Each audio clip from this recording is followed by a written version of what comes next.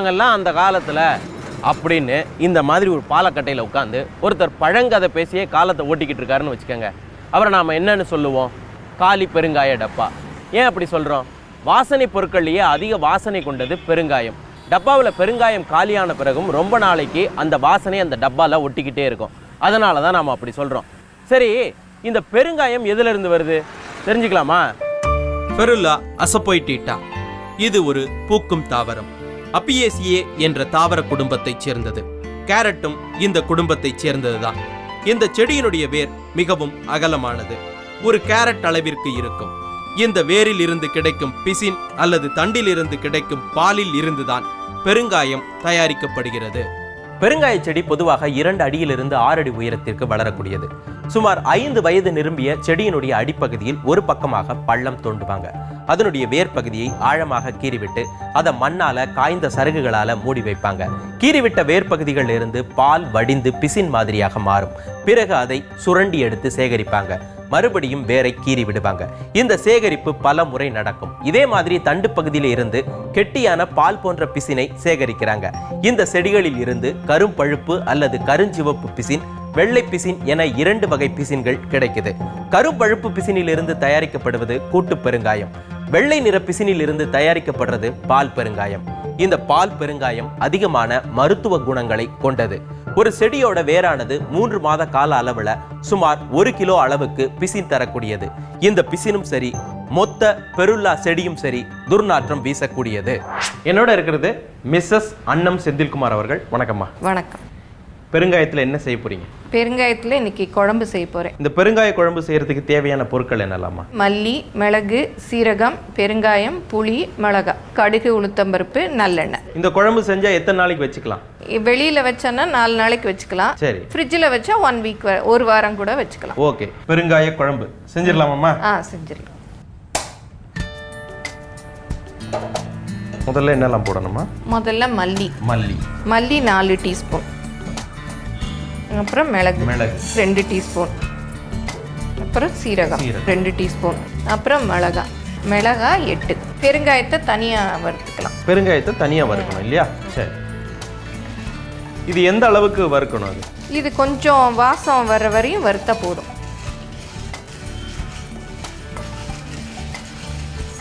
நம்மளுக்கு நல்ல வாசனை வந்துருச்சு இல்லையா? ஆமாம், வறுத்தது போதும். ஓகே, எடுத்துடலாம். இது கொஞ்சம் தட்டில் கொட்டி ஆற வச்சிடும். சரி. இப்போ பெருங்காயம்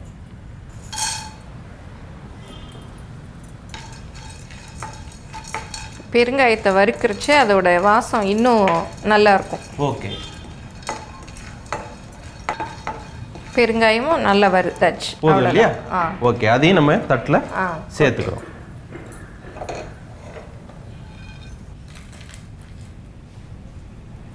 கொஞ்ச நேரம் ஆறணும் இல்லையா? அது வரைக்கும் நம்ம காத்துக்கிட்டு இருக்கலாம். மத்திய தரைக்கடல் நாடுகள் தான் பெருங்காய செடியின் பூர்வீகம். பல்லாயிரம் ஆண்டுகளுக்கு முன்பாகவே பாரசீகத்தில், அதாவது இன்றைய ஈரானில் பெருங்காய செடிகள் இருந்ததற்கான ஆதாரங்கள் கிடைத்திருக்கின்றன. ஆப்கானிஸ்தான், துருக்கி போன்ற நாடுகளிலும் பெருங்காயம் ஆதியிலேயே விளையும் செடியாக இருந்திருக்கிறது. இப்போ நம்ம வறுத்து வச்சிருக்கக்கூடிய மசாலா பொருட்கள் எல்லாம் சூடு ஆறிடுச்சு. இப்போ மிக்சியில் நம்ம திரிச்சிடலாம் இல்லையா?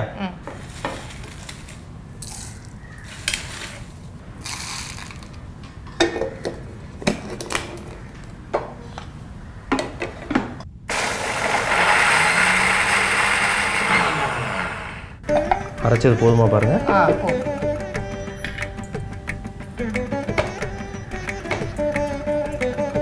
பெருங்காய குழம்பு பண்றதுக்கான மசாலா பொடி நமக்கு ரெடி ஆயிடுச்சு.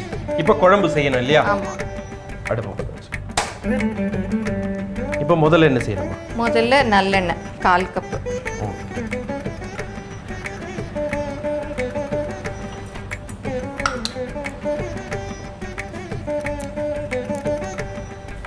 அப்புறம் கடுகு, அப்புறம் உளுத்தம்பருப்பு.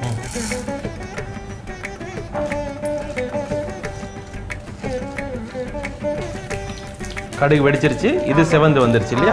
இப்போ இந்த கரைச்சி வச்சிருக்க புளி கரைச்சி இல்லையா?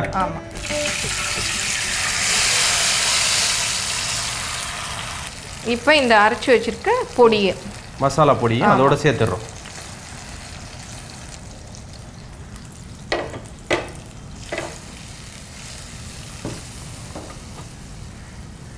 இதுக்கு தேவையான உப்பு. ஓகே.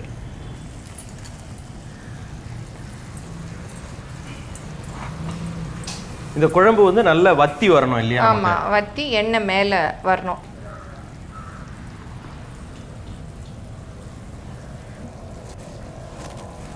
நமக்கு குழம்பு ரெடி ஆயிடுச்சு இல்லையா? அடுப்பை நிறுத்திடலாம். பெருங்காய குழம்பு டேஸ்ட் பார்க்குறேன். வா, அந்த காரம், இந்த மசாலாவினுடைய மனம், நல்லெண்ணெய், அந்த நல்லெண்ணெயுடைய வாசனை எல்லாம் சேர்ந்து பெருங்காய குழம்பு பட்டாசா இருக்கு. 3 வகையான பெருங்காய செடிகள் பொதுவாக பயிரிடப்படுது. ஃபெருல்லா அசஃபோடைட்டா, ஃபெருல்லா ஃபெட்டைட்டா, ஃபெருல்லா நார்த்தக்ஸ். இந்த 3ம் கொஞ்சம் கொஞ்சம் மாறுதலான குணாம்சங்கள் கொண்டவை. பெரிய வித்தியாசம் கிடையாது. இன்றைக்கு உலக அளவில் ஆப்கானிஸ்தான், ஈரான் நாடுகளில் தான் பெருங்காய செடி அதிக அளவில் பயிரிடப்படுது. துருக்கியிலையும் மத்திய திரைக்கடல் நாடுகள்லையும் ஒரு சில பகுதிகளில் பயிரிடப்படுது. இந்தியாவில் காஷ்மீர், பஞ்சாப் மாநிலங்களில் பெருங்காய செடி பயிரிடப்படுது. தவிர சிக்கிம், அருணாச்சல பிரதேசம், உத்தராஞ்சல், மேற்கு வங்கத்தின் சில பகுதிகளிலையும் பயிரிடப்படுது. உலக அளவில் பெருங்காய தயாரிப்புக்கான மூலப்பொருட்களை அதிகமாக இறக்குமதி செய்யும் நாடு இந்தியா தான். பெருங்காயத்தை அதிக அளவில் உபயோகிக்கிறதும் நம்ம இந்தியர்கள் தான். பெருங்காயம் பெருல்லா வகை செடிகளின் வேர் தண்டு பகுதியில் இருந்து கிடைக்கும் பிசின் தான் இந்த பெருங்காயத்திற்கு அடிப்படை மூலப்பொருள். பெருல்லா செடி பிசினுடன் எடிபிள் கம் என்று சொல்லப்படும் அரேபிய கோந்து, அரிசி மாவு அல்லது கோதுமை மாவு அல்லது மைதா மாவு ஆகியவற்றை சேர்த்துதான் கூட்டு பெருங்காயத்தை உருவாக்குகிறார்கள்.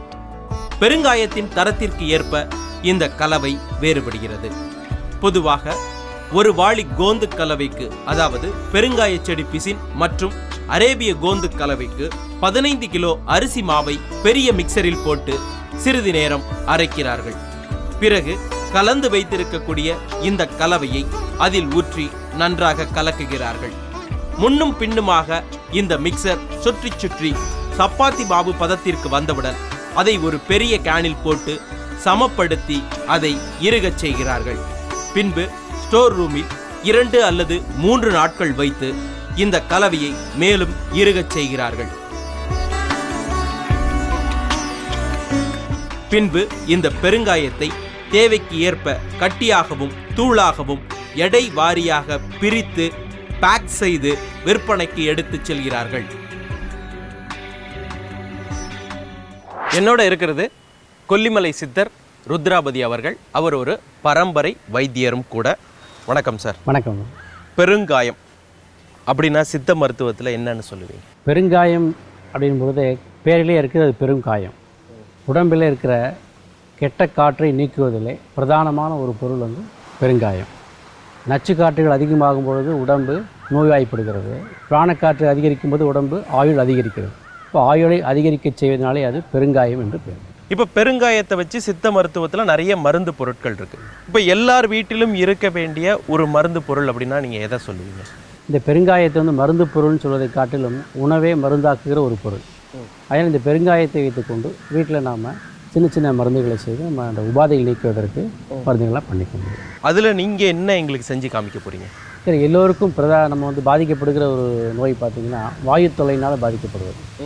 இப்போ இந்த வாயு தொல்லை வந்து நம்ம சாப்பிடுகிற உணவு முறை, இந்த உணவில் இருக்கிற கிழங்கு வகைகள், இந்த கிழங்குகள் அதிகமாக எடுத்துக்கிறது, இந்த வறுத்த உணவுகளை சாப்பிடுவது, இதெல்லாம் வந்து நமக்கு வாயு தொல்லை அதிகரிக்கும். இந்த வாயு தொல்லை அதிகரித்துனா வயிறு வீங்கி போகிறது, வயிறு ஊதுனா மாதிரி இருக்கிறது, வயிற்றில் இறைச்சல் இருக்கிறது, இல்லைனா அல்சர் வருது. அதாவது வாயுனாலே குன்மம் வரும் என்று சித்த மருத்துவத்தில் சொல்லுவாங்க. ஆக வரக்கூடிய இந்த குன்மம் வந்து நமக்கு நீங்குவதற்கு இந்த பெருங்காயம் வந்து ஒரு பிரதானமான பொருளாக இருக்குது. ஆனால் பெருங்காயத்தை கொண்டு சில சூரணங்கள் நம்ம வீட்டிலேயே செய்து சாப்பிட முடியும். ஓகே, அந்த சூரணம் தான் இப்போ செய்ய போகிறோம். இதனுடைய பெயர் என்ன? இதில் வந்து இந்த பெருங்காயம் மட்டும் அல்லாமல் கூட ஒரு 7 பொருட்களை சேர்த்து 8 பொருளாக கொண்டு செய்வதனால இதுக்கு அஷ்டசூரணம் என்று பேர்.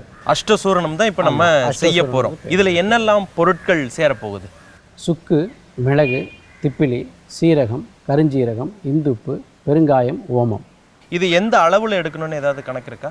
இது எல்லா பொருட்களும், அதாவது கருஞ்சீரகத்தையும் இந்துப்பையும் தவிர மீதி 6 பொருட்களையும் சம அளவில் எடுத்துக்கிட்டு, கருஞ்சீரகத்தை அதுக்கு பாதி அளவு எடுத்துக்கலாம், இந்துப்பையும் அதுக்கு பாதி அளவு எடுத்துக்கிட்டு ஒன்றாக சேர்த்து அரைச்சிக்கொள்ளணும். இது அப்படியே சாப்பிடலாமா இல்லை எப்படி சாப்பிடணும்? இது வயிற்றில் வந்து அல்சர் புண் உள்ளவர்கள், வாயில் புண் உள்ளவர்களுக்கு மோரில் கரைத்து சாப்பிடணும். பெரியவங்களாக இருந்தால் ஒரு ஸ்பூன் அளவு கலந்து சாப்பிடலாம், சிறுவர்களுக்கு ஒரு அரை ஸ்பூன் அளவு கலந்து சாப்பிடலாம். 1 டம்ளர் மோர். 1 டம்ளர் மோரில். இது போக வயிறு ஊதி இருக்குது, வயிற்றில் வந்து ஜீரணமாகலை, வயிற்றில் இறைச்சல் கேட்குது, பொறுமல் கேட்குது, சரியாக கேஸ் போக மாட்டேங்குது, இந்த மாதிரி இருக்கவங்களுக்கு எல்லாத்துக்கும் அதை வந்து சாப்பாட்டோட சேர்த்து அன்றாடம் மதியானம் சாப்பிடும்பொழுது 1 ஸ்பூன் பொடியை போட்டு கூட கொஞ்சம் நெய் சேர்த்து சாப்பிடணும். ஓகே. ஸோ அந்த நெய் சேர்த்துக்கும் பொழுது எங்களுக்கு ஃபேட்டி நிறைய பேர் வந்து நான் மருத்துவத்தில் வந்து எங்கிட்ட வரவங்களும் கேட்டிருக்கிறாங்க, நெய் சேர்த்துக்கிறதுனால கொழுப்பு ஏறாது அப்படிங்கிறது. இதில் வந்து 8 பொருட்களும் உஷ்ணத்தை தரக்கூடிய பொருள், உஷ்ண வீரிய பொருள்னு சொல்லுவோம். இதை நம்முடைய திடராக்கடியை அதிகரிக்கிற ஒரு பொருள். அதனால் இது கூட நெய் சேரும்பொழுது அந்த உஷ்ணமானது சமன்பாடு செய்கிறோம். அப்போ நமக்கு இது நெய்யினால் வரக்கூடிய கொழுப்பு உடம்பு தங்காது. ஸோ இது வந்து வீட்டில் எல்லாருமே வச்சுக்கலாம், குழந்தைகளுக்கும் நம்ம கொடுக்கலாம். அதை எங்களுக்காக செஞ்சு காமிக்கிறீங்களா? நிச்சயமா.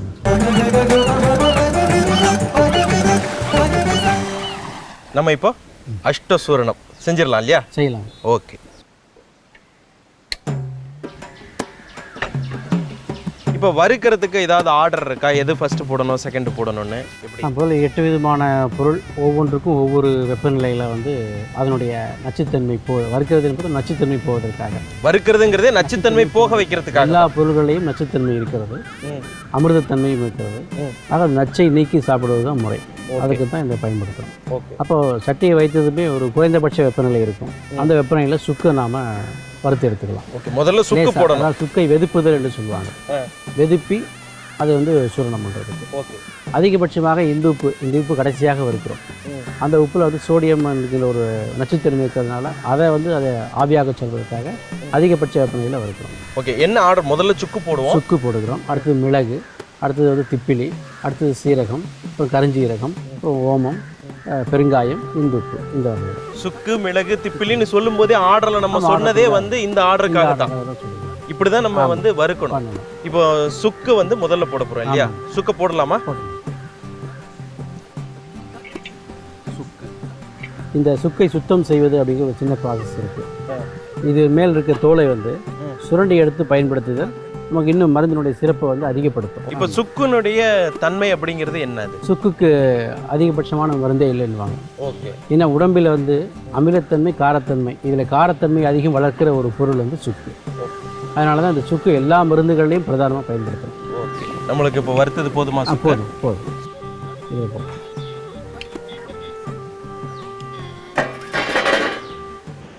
அடுத்தது நாம் வறுக்க போகிற பொருள் மிளகு. அடுத்தது மிளகு. மிளகு. ஆமாம்.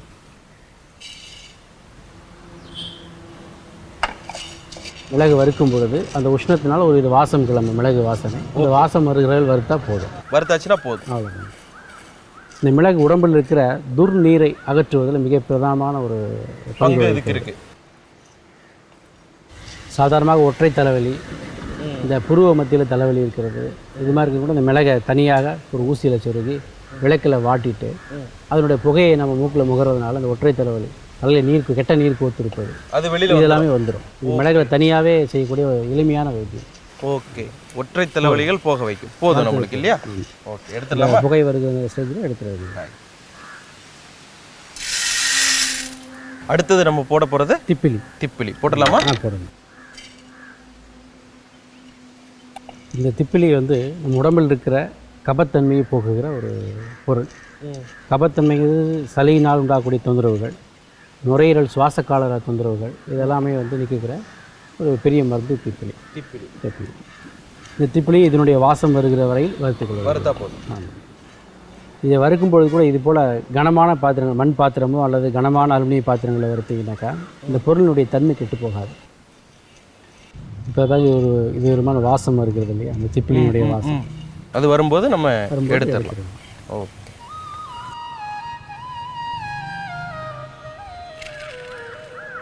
அடுத்தது என்ன போட போகிறோம்? சீரகத்தை வந்து வறுத்துக்கணும். சீரகம்.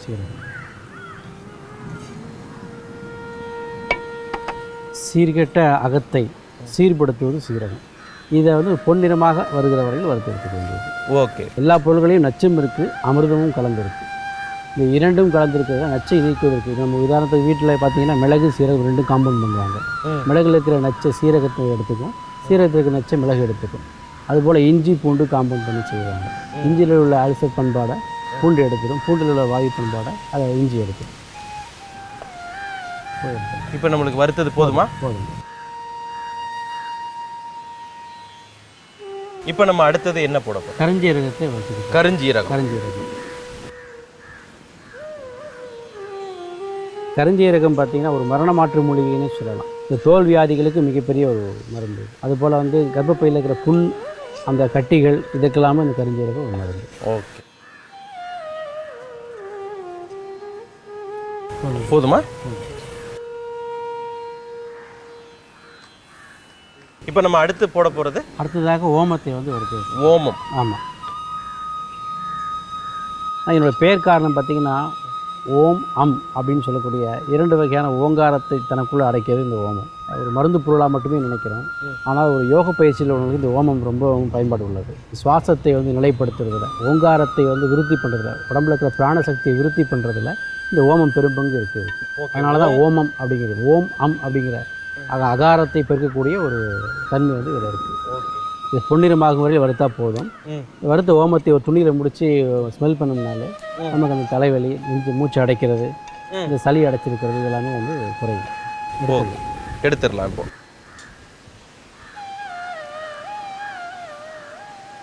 இப்போ நம்ம அடுத்து சேர்க்க போகிறது வந்து பெருங்காயம். பெருங்காயம்.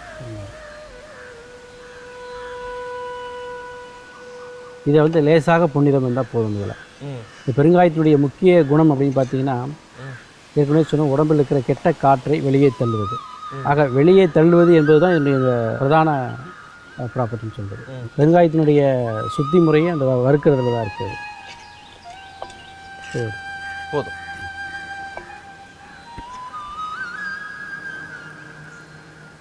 இப்போ நம்ம கடைசியாக சேர்க்க போகிறது இந்துப்பு. இந்துப்பு இல்லையா? நல்லா பொடி பண்ணி சேர்த்துக்கிறோம் இல்லையா? இந்த உப்புலேயே நம்ம சாதாரண உப்பு சேர்த்துக்கலாம். ஆனால் சாதாரண உப்பில் வந்து கொஞ்சம் நச்சுத்தன்மை கூடுதலாக இருக்கிறது. நமக்கு உடம்புல வந்து இந்த பொட்டாசியம் கண்டென்ட் வந்து அதிகப்படுத்துகிற ஒரு தன்மை இந்த இந்து உப்பில் வந்து இருக்குது. இந்து உப்பில் பொட்டாசியம் வந்து கொஞ்சம் அதிகமாக இருக்கும். சோடியம் கண்டென்ட் குறைவாகும், பொட்டாசியம் அதிகமாக இருக்கும். இந்த வறுப்பதுனால இருக்கிற சோடியமும் ஆவியாயிடும் உங்களுக்கு. ஓகே. ஸோ அதனால் இந்த உப்பு வந்து நமக்கு உடம்புக்கு நல்லது செய்யும். இந்துப்புங்கிறது இயற்கையாக கிடைக்கக்கூடிய, கடலிலிருந்து, கடல் நுரையிலிருந்து உருவாகக்கூடிய, இயற்கையாகவே சந்திரனுடைய ஆகர்ஷத்தினால் உருவாகக்கூடிய ஒரு உப்பு. இது நல்லா பொரிஞ்சு வரணுமா? இந்துப்பு வந்து செவந்து வரும். சிகப்பாகணும், கொஞ்சம் அதாவது ப்ரௌன் கலரில் வரும். ஓகே. போதும்.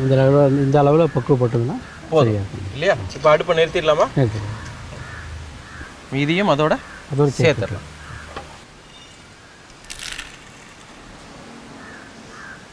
இது அப்படியே மிக்சியில் மொத்தமாக போட்டு அரைச்சிடலாமா? ஒன்றா போட்டு அரைச்சிடலாம். சுக்கு மட்டும் கொஞ்சம் கடினமான பொருள்னால அதை 1-2 தட்டி உடைச்சிட்டு அதுக்கப்புறம் மிக்சியில் போட்டு ஒன்றா அரைச்சி சளிச்சு வச்சுக்கணும். சளிச்சு வைக்கணும். சளிச்சு வச்சுக்கணும். இல்லைன்னா சாப்பிடும்பொழுது கொஞ்சம் திப்பியாக இருக்கும். ஓகே. சளிச்சு வச்சுட்டோம்னா சாஃப்டாக இருக்கும், ரொம்ப நல்லா இருக்கும். ஓகே. இப்போ நம்ம சூடு ஆறுற வரைக்கும் கொஞ்சம் காத்திருக்கணும் இல்லையா? சரி, காத்திருக்கலாம். பல நூற்றாண்டுகளாக சித்த மருத்துவத்தில் பெருங்காயம் நுண்ணுயிர் கொல்லியாக பயன்படுத்தப்படுது. பெருங்காயத்தை தேன் மற்றும் இஞ்சியோடு கலந்து குடிச்சா சுவாச கோளாறுகள் நீங்கும். வறட்டு இருமல், ஆஸ்மா, நெஞ்சுச்சளி எல்லாம் குணமாகும் என்பது சித்த மருத்துவம் சொல்லும் தகவல். ரத்தத்தில் சர்க்கரையினுடைய அளவை குறைக்க பாகற்காயில் பெருங்காயத்தை சேர்த்து சாப்பிடலாம். தவிர இது இன்சுலின் சுரக்கவும் உதவுது. பொருட்கள் எல்லாமே சூடு ஆறிடுச்சு இல்லையா? இப்போ மிக்சியில் போட்டு அரைச்சிடலாமா?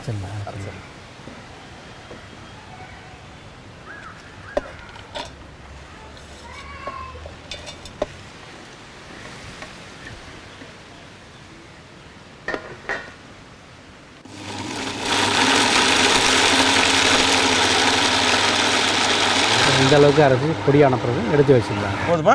போதும். இது மிக்சியில் அரைக்கும்போது கொஞ்சம் சூடாக இருக்கும்.